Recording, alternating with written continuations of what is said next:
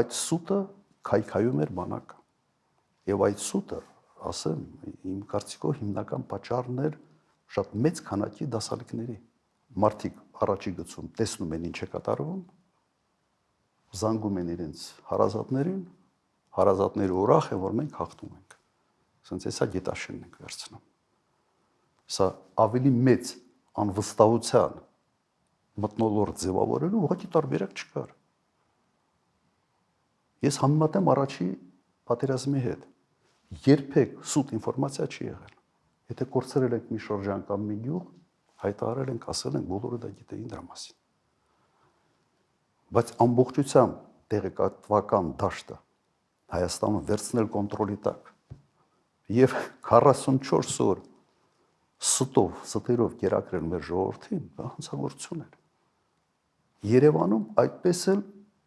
մարդիկ, այսպես այդ տագնապի զգացողությունը չունեցան։ Նույնիսկ դիակներ էին ուժ բերում։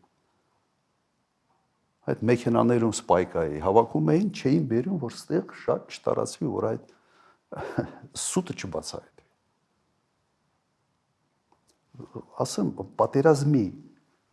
լավ բառ չեմ միգուցե օգտագործում, բայց այդ պատերազմն էլ ասած մենեջմենտի կառավարման կարիք ունի։